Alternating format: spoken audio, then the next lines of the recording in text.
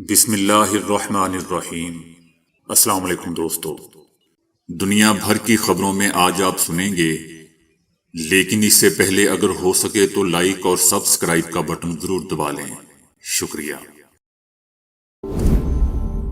روس نے حماس اور دیگر فلسطینی گروپوں کو روس کے دورے کی دعوت دے دی۔ غزہ جنگ اور مشرق وسطیٰ میں دیگر مسائل پر بات چیت کے لیے فلسطینی گروپوں کو روس آنے کی دعوت دی گئی ہے۔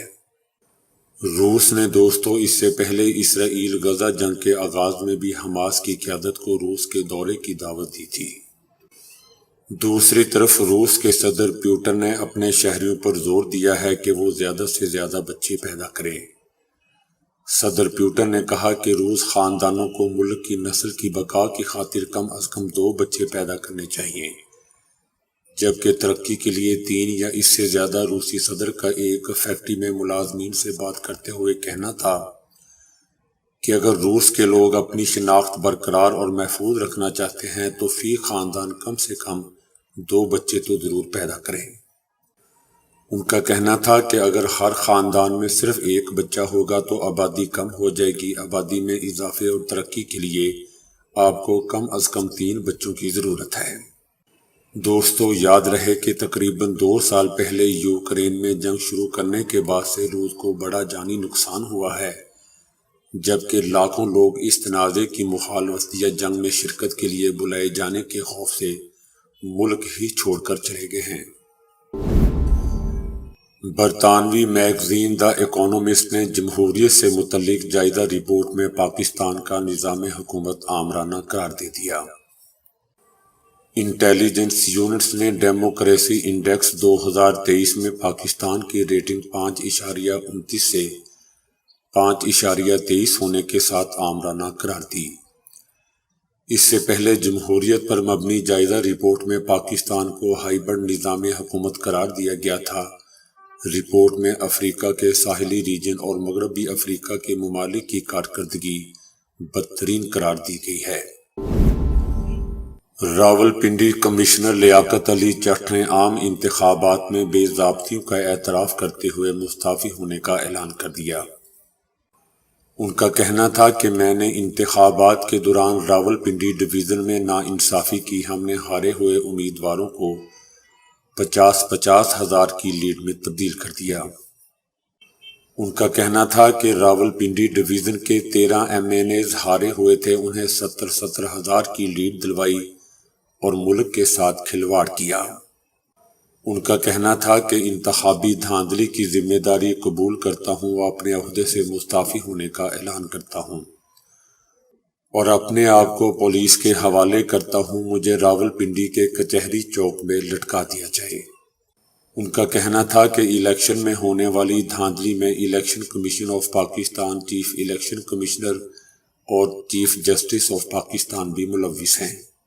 ان کا کہنا تھا کہ مجھ پر سوشل میڈیا اور اوورسیز پاکستانیوں کا دباؤ تھا۔ میں نے آج صبح فجر کی نماز کے بعد بھی اپنے آپ کو مارنے کی کوشش کی تھی، پھر میں نے سوچا کہ کیوں نہ یہ ساری چیزیں عوام کے سامنے رکھوں، میں حرام موت کیوں مروں۔ پولیس نے کمشنر راولپنڈی ڈویژن لیاقت علی جٹ کو پنڈی کرکٹ اسٹیڈیم سے گرفتار کر لیا گیا ہے۔ ان کو لے کر نامعلوم مقام پر پولیس ساتھ لے گئی ہے۔ غزہ سے سینا میں فلسطینیوں کی جبری نقل مکانی کے منصوبے میں قاہرہ مصر کی شرکت کی خبروں کی مصر نے خود ہی تردید کر دی ہے۔ مصر کی انٹیلیجنس ایجنسی کے سربراہ نے کہا ہے کہ غزہ پر حملوں کے آغاز سے مصر کا سنجیدہ موقف وہی ہے جو اس ملک کے صدر اور دیگر حکام نے اپنے اپنے بیانات میں ظاہر کیا ہے۔ مصر غزہ سے فلسطینیوں کی جبری یا رضاکارانہ طور پر ہر طرح کی منتقلی کی مخالفت کرتا ہے۔ مصر نے اپنی سلامتی اور تحفظ کے لیے ایک بفر زون بنا رکھا ہے اور اسی مقصد کے لیے سرحدوں پر باڑ لگا رکھی ہے۔ انہوں کا کہنا تھا کہ مصر جبری مہاجرت کے منصوبے اور جرائم کو روکنے کے لیے اپنی تمام تر طاقت استعمال کر دے گا۔ شاہد خاقان عباسی نے کہا ہے کہ یہ انوکھا الیکشن تھا کہ گوگل بھی پریشان ہو گیا کہ رزلٹ کیسا ہے۔ الیکشن کمیشن کا کمال ہے کہ فارم 47 پہلے ہی بن چکا تھا۔ ان کا کہنا تھا کہ فارم 45 اور فارم 47 کا مسئلہ ہے، فارم 47 والا جیتا ہوا ہے۔ شاہد خاقان عباسی کا کہنا تھا کہ میں نے پہلے ہی کہا تھا کہ حالات بہتر ہو جائیں تو الیکشن کروائیں، میری بات درست ثابت ہوئی۔ ان کا کہنا تھا کہ آج کوئی بھی اقتدار کا مستحق نہیں ہے، مسئلہ ملک کا ہے، ملک کی بات کریں۔ یہ ایک ناکام الیکشن تھا۔ رانا ثناءاللہ کا کہنا ہے کہ لیاقت علی چٹھ میرے قریبی دوستوں میں شامل ہیں، جانتا ہوں کہ وہ کافی عرصے سے ذہنی دباؤ کا شکار تھے۔ ان کا کہنا تھا کہ لیاقت علی چٹھ میرے بہت عرصے سے ذاتی دوستوں میں شامل ہیں، ایسی کوئی بات ہوتی تو کمشنر راولپنڈی مجھے ضرور بتاتے۔ ان کا کہنا تھا کہ لیاقت علی چٹھ کے ساتھ ذہنی مسئلہ کافی عرصے سے ہے، کیونکہ خودکشی یا اپنے آپ کو مارنے کی کوشش کرنے والا ذہنی طور پر تندرست نہیں ہو سکتا، اس کے لیے شاید ان کا علاج بھی چل رہا تھا۔ رانا ثناءاللہ کا کہنا تھا کہ اگر لیاقت علی چٹھ کی ذہنی صحت ٹھیک ہے تو انہیں بطور گواہ پیش کیا جانا چاہیے۔ انٹرنیشنل کورٹ آف جسٹس میں رافع میں اسرائیل کی جانب سے فوجی کارروائیوں کو فوری روکنے سے متعلق جنوبی افریقہ کی ایک نئی درخواست کو مسترد کر دیا گیا ہے۔ جنوبی افریقہ نے درخواست میں اقوام متحدہ کے سیکرٹری جنرل کی بات کا حوالہ دیتے ہوئے کہا تھا کہ عدالت نے نوٹ کیا کہ غزہ کی پٹی اور خاص طور پر رافع میں ہونے والی تازہ ترین پیش رفت ایک انسانی تباہی کا خوفناک منظرنامہ پیش کر رہی ہے، جس کے نتائج اچھے نہیں ہوں گے۔ جبکہ عدالت کی جانب سے اسرائیل کو 24 جنوری 2024 میں جاری کردہ حکم نامے پر عمل کرنے کا حکم دیتے ہوئے کہا گیا کہ وہ اپنی طاقت کے اندر تمام اقدامات کرے تاکہ اس بات کو یقینی بنایا جا سکے کہ اس میں فلسطینیوں کی نسل کشی کی کارروائیاں نہیں ہو رہی۔ عدالت اس بات پر زور دیتی ہے کہ ریاست اسرائیل نسل کشی کنونشن کے تحت اپنی ذمہ داریوں کی مکمل تعمیل کرنے کی پابند ہیں، جس میں مذکورہ حکم کے ساتھ غزہ کی پٹی میں فلسطینیوں کی حفاظت اور سلامتی کو یقینی بنانا شامل ہے۔ امریکہ کے سابق صدر ٹرمپ کو new York civil fraud case میں 35 کروڑ 50 لاکھ ڈالر جرمانے اور 3 سال کاروباری پابندی کی سزا سنا دی گئی۔ سابق امریکی صدر ٹرمپ پر ریاست میں کاروبار کرنے پر 3 سال کی پابندی بھی عائد کی گئی ہے۔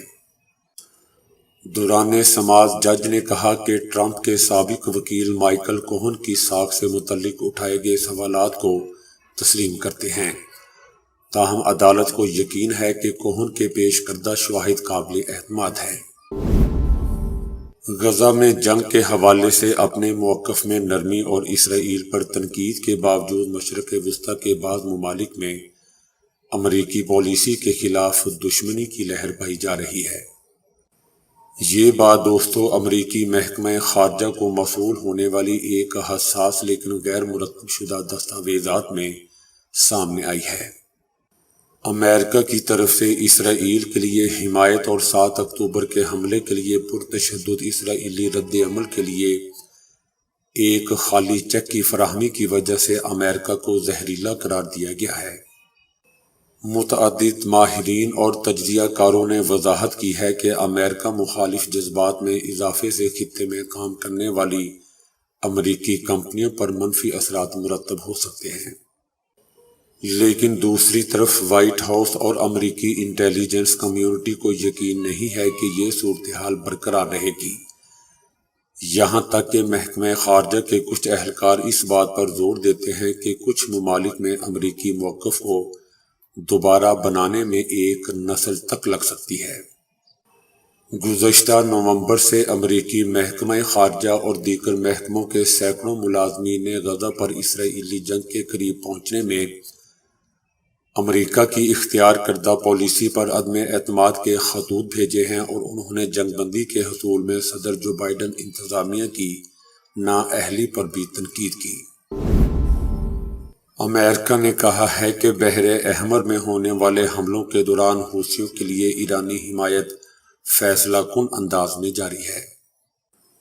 امریکی سینٹرل کمانڈ کے deputy commander admiral Brad Cooper نے زور دیا کہ بحر احمر میں تجارتی جہازوں پر بمباری کرتے ہوئے ایران نواز حوثیوں کے لیے ایران کی مدد فیصلہ کن ہے۔ ان کا کہنا تھا کہ ایرانی آرمی بھی یمن کے اندر موجود ہے، وہ حوثیوں کے ساتھ مل کر کام کر رہی ہے، انہیں اہداف کے بارے میں مناسب مشورے اور معلومات فراہم کر رہے ہیں۔ ان کا کہنا تھا کہ جب ہم یہاں سمندر میں بیٹھتے ہیں دیکھتے ہیں تو وہ ان کی مدد کر رہے ہوتے ہیں۔ انہوں نے دہرایا کہ ہم جانتے ہیں کہ ایرانی انہیں مشورے بھی دیتے ہیں اور معلومات بھی فراہم کرتے ہیں۔ امریکی صدر جو بائیڈن کے معاون اعلیٰ کا کہنا ہے کہ ایک ہمہ گیر جنگ کسی مسئلے کا حل نہیں ہو سکتی۔ امریکہ خاموشی سے اس کوشش میں ہے کہ اسرائیل اور لبنان کے درمیان تنازع طے کرنے اور لڑائی روکنے میں کامیاب ہو جائے۔ ان کا کہنا تھا کہ ہماری کوشش ہے کہ اس طریقے کو اختیار کیا جائے ان دونوں میں تصادم کا خاتمہ کر سکے، کیونکہ دونوں ملکوں کے درمیان 2 دہائیوں سے پایا جانے والا تصادم کشیدگی کو بڑھا رہا ہے۔ دوستو، یاد رہے کہ امریکہ نے 7 اکتوبر کو حماس کے حملے کے بعد غزہ میں اسرائیلی بمباری شروع ہونے کے ساتھ ہی اسرائیل اور لبنان کے درمیان تیزی سے دوڑ لگائی تھی تاکہ خطے میں کشیدگی کو راستہ نہ مل سکے۔ ہزاروں فوجیوں اور امریکی بحری بیڑوں کی بھی خطے میں موجودگی ممکن بنا دی گئی تھی۔